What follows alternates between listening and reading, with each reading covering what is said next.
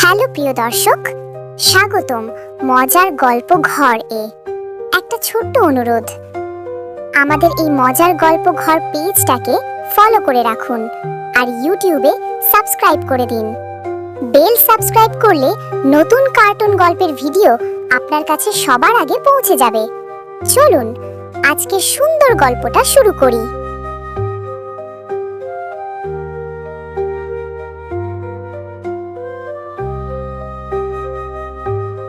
গ্রামের এক কোনায় দাঁড়িয়ে আছে একটা পুরনো টিনের ঘর। সেই ঘরের নাম মানুষ দেয় মন ভাঙা ঘর, কারণ যেই দম্পতি ওই ঘরে থাকে তাদের ভিতর প্রতিদিন ঝগড়া, কান্না, ভুল বোঝাবুঝি। যেন ঘরের প্রতিটি টিনের পাতায় দুঃখ জমে আছে। সেই ঘরেই থাকে রায়হান আর মায়েশা। রায়হান শান্ত স্বভাবের, নিজের মতো থাকে, আর মায়েশা একটু আবেগী, রাগী, সহজে কষ্ট পায়। দুইজনই একে অন্যকে ভালোবাসে, কিন্তু মনোমালিন্য থামানো যায় না। এক ঝড়ের রাতে শুরু হলো নতুন এক গল্প।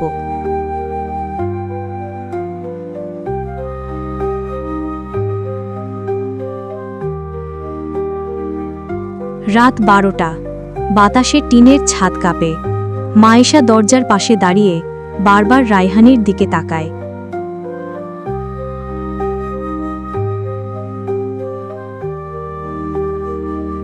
শুনছো, আমার কথা একটু শুনমা। রায়হান মোবাইলে তাকিয়ে থাকে। এখন না, কাল বলো, মাথা ধরছে। এই এক বাক্যে আগুন জ্বলে ওঠে। তোমার মাথা সব সময় ধরে থাকে, কিন্তু আমার মনের কথা শুনতে সময় নেই। মায়েশা, অকারণে ঝগড়া করো না, শুধু অভিযোগ করো, অভিযোগ ছাড়া কিছু জানো না। তাহলে কেন আমার সাথে থাকো? তোমার শান্তি নষ্ট হচ্ছে না? রায়হান উঠে দাঁড়িয়ে দরজার দিকে যায়।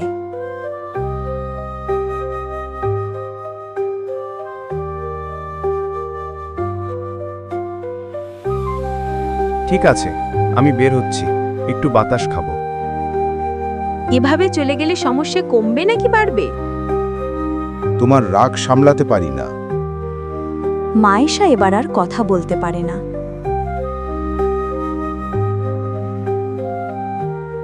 রায়হান বের হয়ে যায় অন্ধকারে, ঝড়ো হাওয়ায়।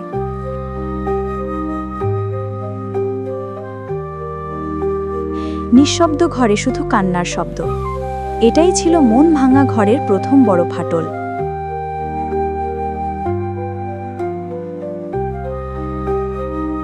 পরদিন সকালে রায়হান ফিরে আসে।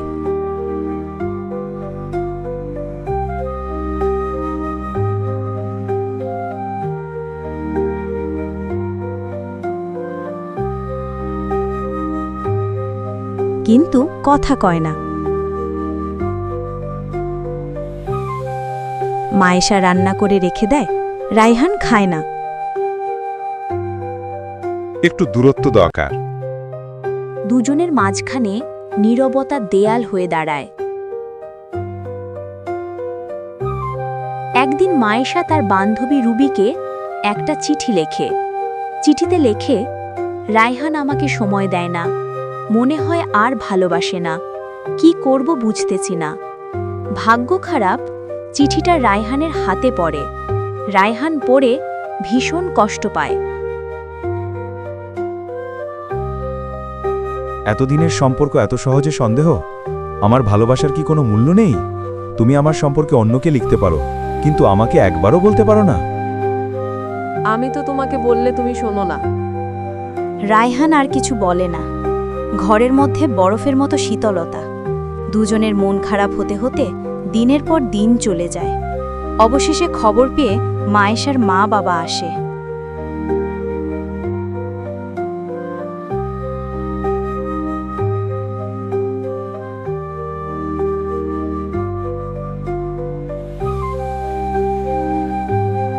এই ঘর এমন ছিল না, তোমরা তো হাসি খুশি ছিলে, কি হয়েছে তোমাদের? রায়হান চুপচাপ থাকে। বাবা, সংসারে ঝগড়া হয়, কিন্তু দূরত্ব রেখো না, তোমরা তো পর নয়। আমি চেষ্টা করি আব্বা, কিন্তু ও খুব আবেগী। আর তুমি কি রাগ করো না? দুজনেই সাবধানে না চললে সংসার ভেঙে যায়। এই কথা দুজনের হৃদয়ে লাগে, কিন্তু তবুও কষ্ট কমে না, কারণ মন ভেঙে গেলে জোড়া লাগতে সময় লাগে।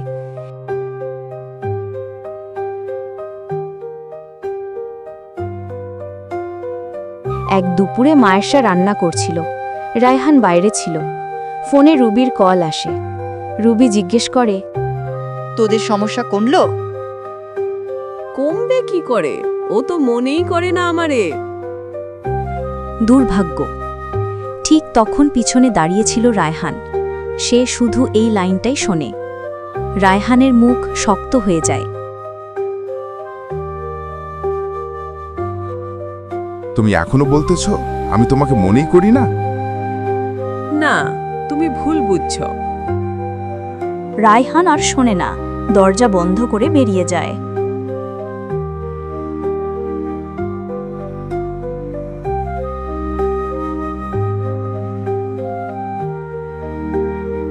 রায়হান, শোনো প্লিজ। কিন্তু ঝড়ের মতো রাগে রায়হান চলে যায়।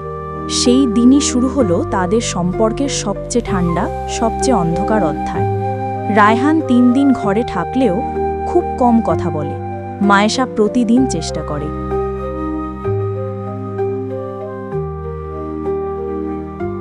চা বানাইছি, খেইব। লাগবে না। তুমি খাইতেছ না কেন? আমার ক্ষুধা নাই। তোমার মনটা এত কঠিন, চোখ ভিজে যায়। রায়হান একটু থামে, কিন্তু কিছুই বলে না। মন ভাঙা ঘর চুপচাপ দেখে দুজন মানুষ কাছে থেকেও কত দূরে থাকতে পারে।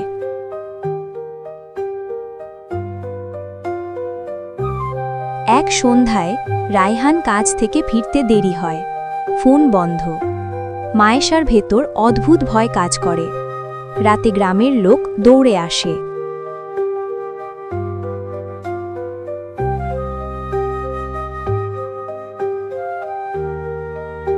বৌমা, রায়হানের বাইক অ্যাক্সিডেন্ট হয়েছে। মায়েশার গলা শুকিয়ে যায়। সে ছুটে যায় হাসপাতালে।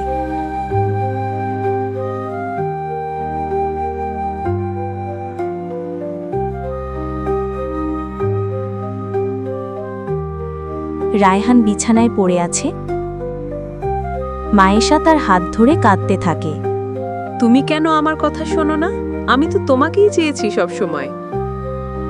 আমি তো তোমাকে কষ্ট দিতে চাইনি, কিন্তু আমিও কষ্ট পাই। আমরা দুজনেই ভুল করি, কিন্তু দূরে গেলে সমস্যা আরো বাড়ে।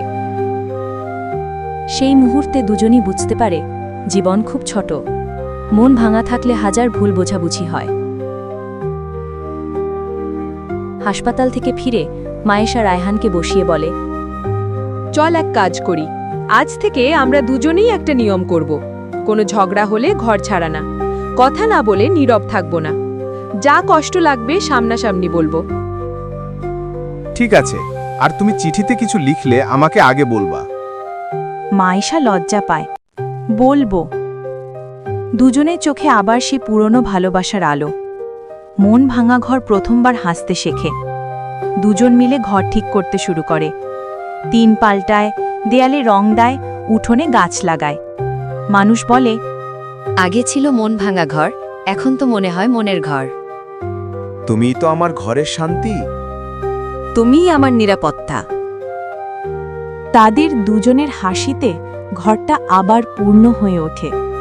সংসার ভাঙে রাগে না, ভাঙে নীরবতায়, দূরত্বে, ভুল বোঝাবুঝিতে। কিছুটা কথা, কিছুটা সমঝোতা, আর একটু যত্ন।